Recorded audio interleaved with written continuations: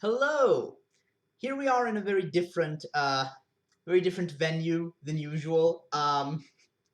With a significantly worse camera, I believe. But I think the audio on this should be fine. I tested it. Hopefully, the audio will be fine. Um, so I have not read day 5 of Nona the Ninth. Instead, I've read about half of it. I've read up to and including the John interlude, which is titled John 120.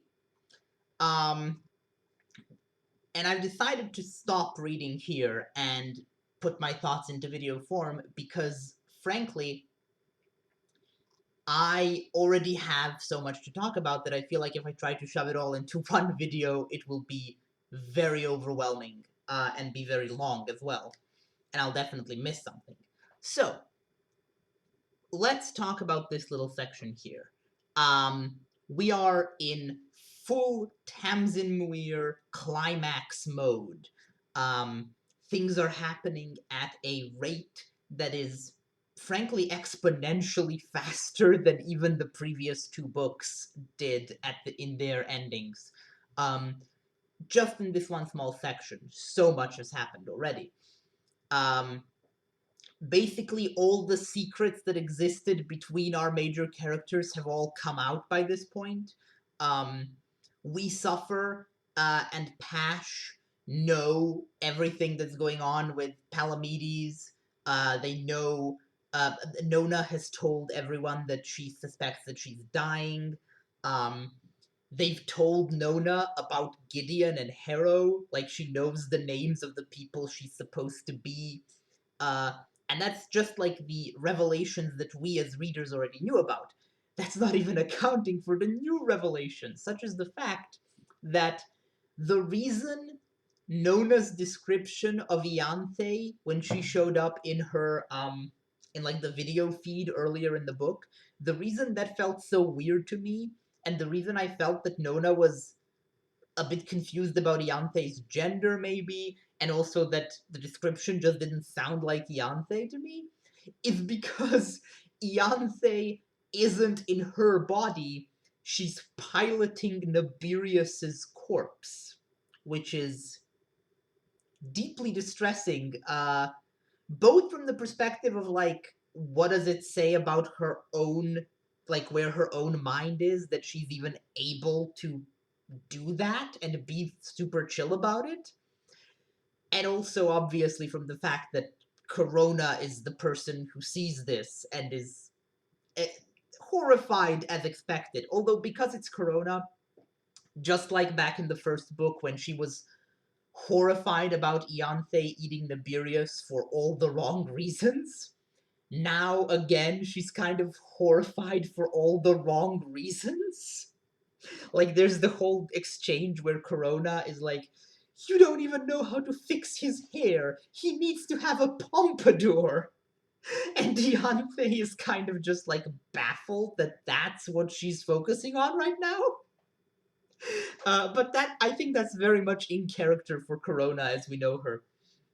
Um, I, I've sort of nothing I've said so far has been on any topic, but I guess I'll focus on Ianthe and Corona first, because they have this very brief exchange, and then the story sort of stops being about them. But while they are the focus, we get a lot of development from both of them. Um, First of all, we see that despite everything, we kind of knew that Corona, at least it was obvious to me that Corona, despite her new identity as a Blood of Eden person and her new title of whatever her title with crown was, crowned him with many crowns or something. Um, she's obviously still completely obsessed with Yanthe and wants to be with her. Um, what I didn't expect was that Yanthe kind of feels the same. Like, in a way, more so than Corona, I think. Because in this scene, we see Corona doing her typical thing where she's just sort of like slavishly devoted to Yanthe, and we see Ianthe doing her thing where she's sort of like coldly dismissive of Corona and also of everyone else. But their actions actually reflect the opposite. Like, Corona is the one who is willing to betray Ianthe, and she even seems to have expected Ianthe to die. Like, she's relieved that what she did didn't result in Ianthe's death, but she was resigned to that being the case. Whereas Ianthe throws everything away the moment Corona puts herself in danger. The moment Corona threatens to kill herself, Ianthe, like, completely loses it in terms of her actions. In terms of her words, she's still like, you wouldn't really do it. But she immediately gives in to all of Corona's demands.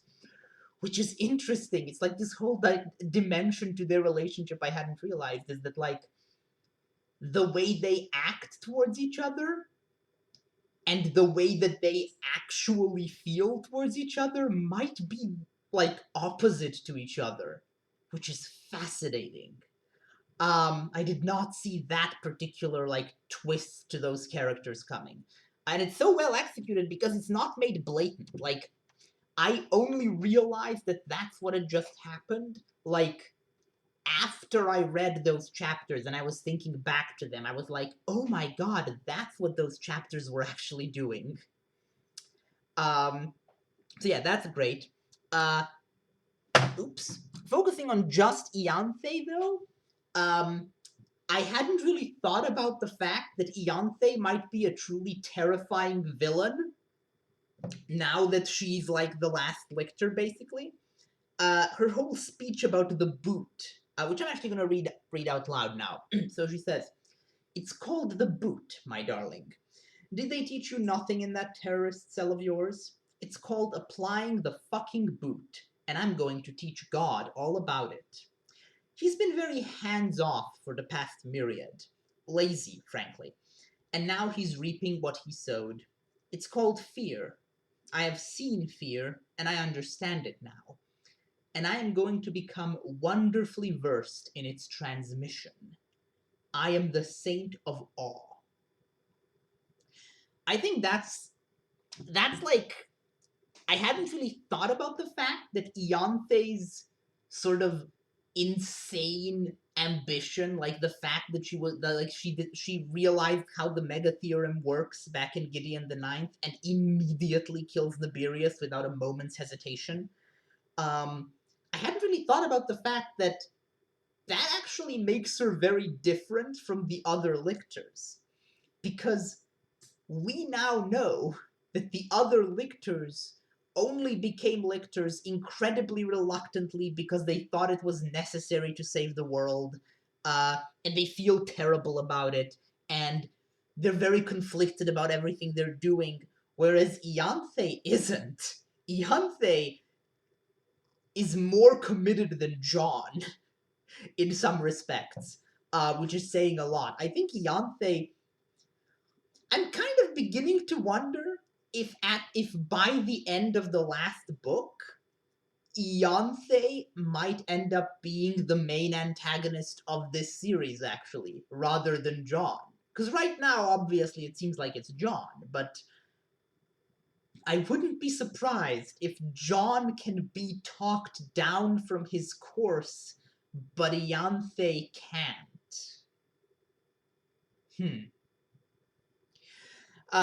Just some food for thought. Like, this whole section just really cemented in my mind that Ianthe is terrifying in a way that she really didn't come off as to me in Harrow the Ninth. She came off as very much equally, like, lost and confused as Harrow, just better at hiding it.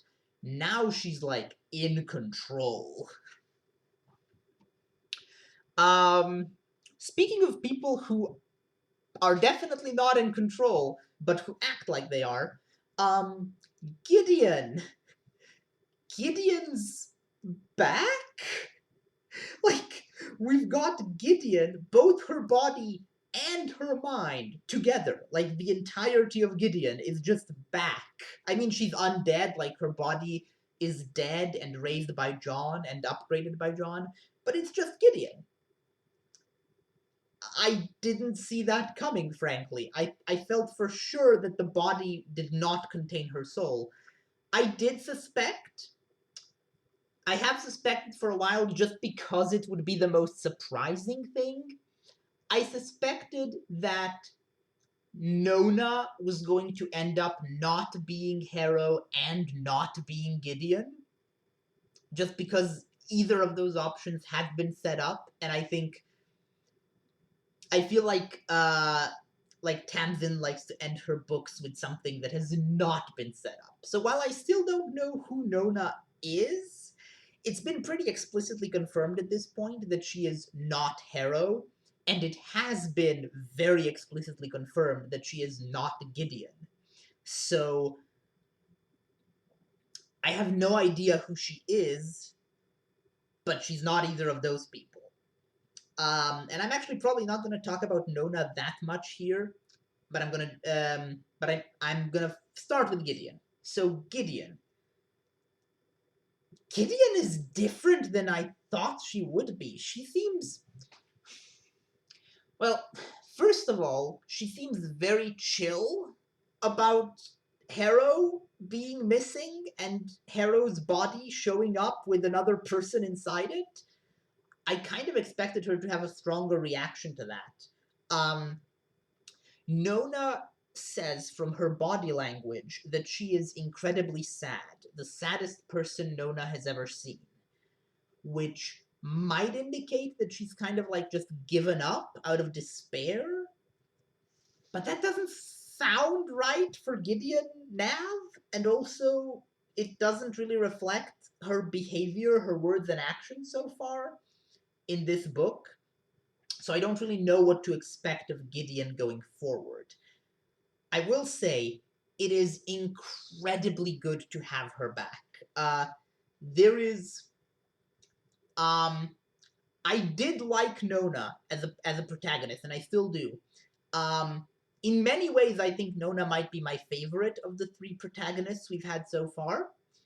Um, Even though her story was at points less interesting than Harrow's and Gideon's, like the actual events. But I did feel like something was missing from this book to make it a real locked tomb book somehow. And I think that something was Gideon. I think the reintroduction of Gideon and her character and her personality onto the page um, really reinvigorates the whole book for me.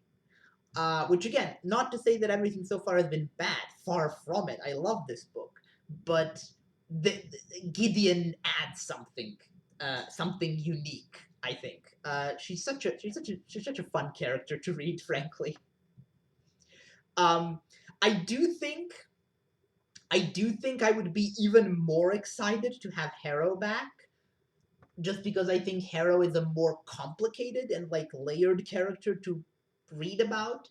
So I'm looking forward to her hopefully coming back at some point. Um, but I did really enjoy Gideon. Um, what else happened here?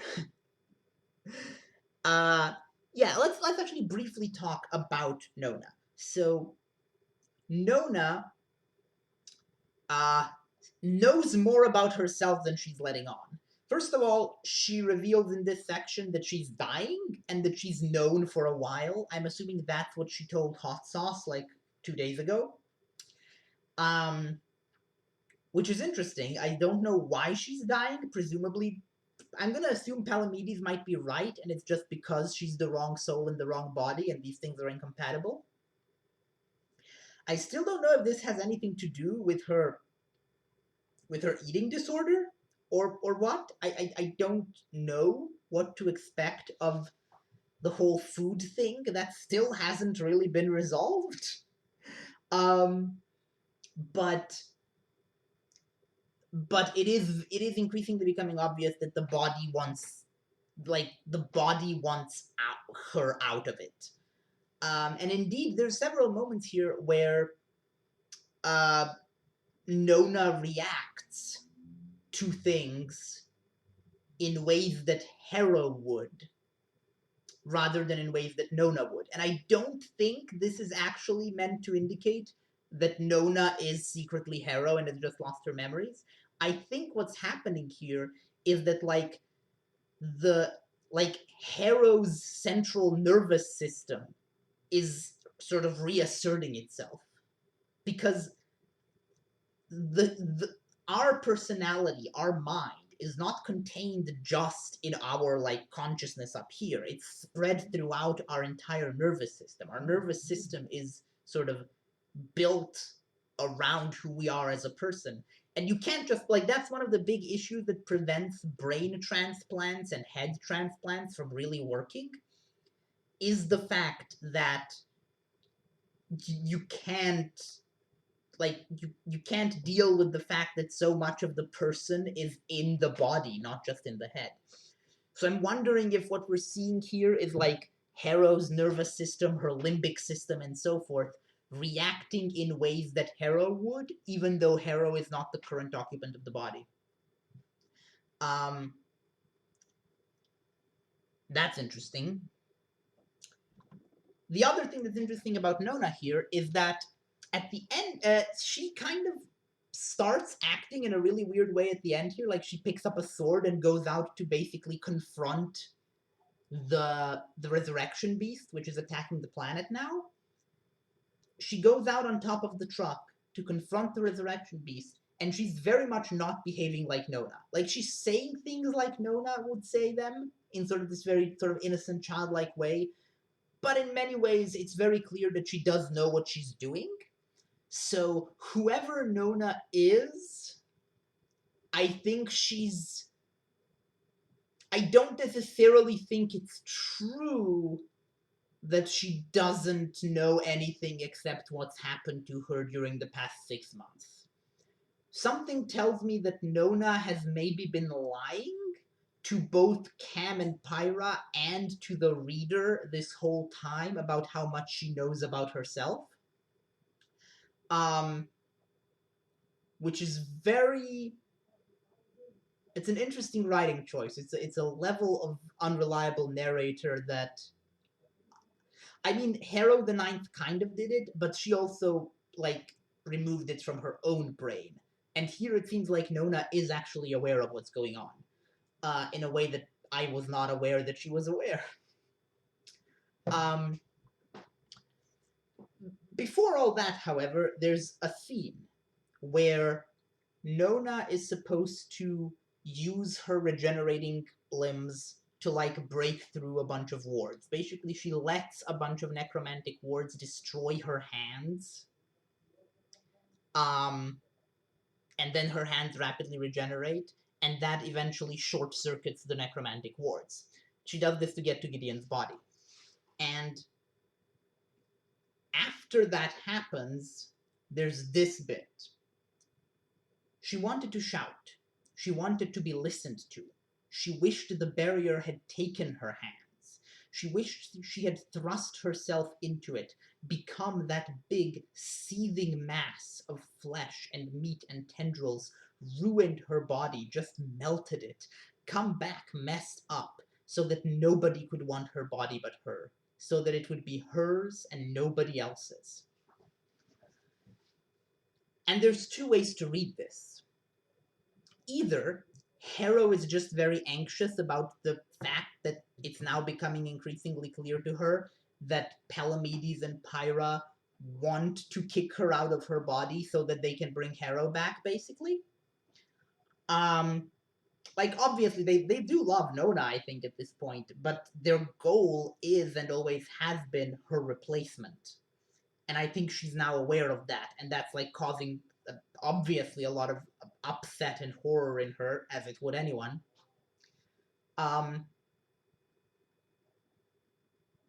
Because she feels that this body is hers. She doesn't feel that this body belongs to someone named Harrowhark. Everyone who looks at her sees Harrowhark, but she only knows this body as Nona. That's one option. The other option is that this is something more than what it seems. That this is again part of her deeper knowledge that she's been hiding from us this whole time. And that brings me to the other thing I want to talk about, which is that last John chapter. John, was it 120? I believe it was 120. Yeah, John 120. Um, which is the, like, probably the biggest mind fuck of a chapter so far in this entire series, frankly, except maybe like one of the final two chapters of Harrow. So, we now know a bit of what happened with John 10,000 years ago. Namely, John started a nuclear war and wiped out all of mankind. Like, John just genocided humanity. All of it. Every last person. Except for the, like, rich billionaires who got on the ships and escaped. Basically, he killed everyone except the people he wanted to. I'm still waiting to see what he did next, because obviously he did something which is known as the resurrection, and he resurrected all the people, or at least some of them, and also he resurrected all of his friends who would go on to become the lictors. Um, it's still not quite clear what he did there and how that's going to play out. I'm waiting for the next John chapter. But we now know for a fact that John single-handedly ended the human race. It's obviously there was a greater threat, presumably of climate catastrophe. It's implied but never really confirmed that that's what's going on. And we could argue that humanity might have died out anyway, especially with those guys running away. But it didn't die out because of that. It died out because John killed everyone. And then he did something more than that. Because I'm pretty sure that the person he's been telling this story to this whole time in these John chapters, the person that he has been referring to as Harrowhark, I believe, that, I think, if I'm getting this right, is the like consciousness or spirit or whatever you want to call it of the planet Earth. Because we know planets are alive. That's how resurrection beasts are possible. So I think he ripped the soul out of the earth and built a new body for it and shoved it into that body. And apparently that body looks like a Barbie doll. Which is really funny and also really weird. And why is he calling her Harrow? I still don't know what's going on. I still don't know what these little dream sequences are. Whose dream is this? Is it a dream? When are these literal events? Did this conversation happen? Did John at some point tell his story to this person who is maybe Harrow and maybe the spirit of the earth and maybe both in a Barbie body? Is he telling it now to Harrow's spirit wherever she is? I still don't have the context of what these chapters actually literally are, so I can't actually make any real conclusions. But I don't know. I don't know. My kind of working theory is that this person, this like earth spirit that he ripped out of the earth, is Nona? Maybe? Like, maybe he... I don't know what he did, but maybe... I don't know. I'm so lost right now. I'm like, my gut instinct is that it's Electo. because we haven't seen Alecto in the flashbacks. She hasn't been mentioned. But maybe it's also Nona. Maybe Nona and Alecto are the same person. Maybe Harrow and Nona and Alecto are all the same person. I don't know. So I'm going to end this video on that very confused note of there is a person who is referred to as Harrow, who may or may not be the spirit of the earth itself, or maybe God, if you want to call it that. At least God from the perspective of Earth. Um, who may or may not also be Alecto, and may or may not also be Nona. Or maybe Gideon? I don't know. All of these characters could be any combination of each other at this point, or none. I don't know what's happening anymore. This chapter is what made me realize I have to make this video now, because I have to chronicle my confusion at this point so that when the rest of the book hopefully explains things a bit better, I will, like, you'll be able to sort of see my journey through this confusion. Um, for now, I guess I'll sign off there. Ianthe, Nona, and Gideon are all incredibly fascinating in this section. Um, I didn't even get to talk about the, like, relationship between Camilla and Palamedes and how great it is, and the callback to Gideon the Ninth with Camilla challenging Ianthe to the duel that still remained unresolved from the first book. There's just so much, and I love all of it, but it's so much. And Nona's like reforging of her friendship with Hot Sauce and the gang. Ah, I can't talk about everything though. So I chose to focus on the things that I had like the most immediate things to say something, I guess, about them. But everything here is so good and so deep and so worthy of analysis. I could make like 10 videos about this book. But I'm not going to. I'm going to end this here and keep reading and see what the hell happens, I guess.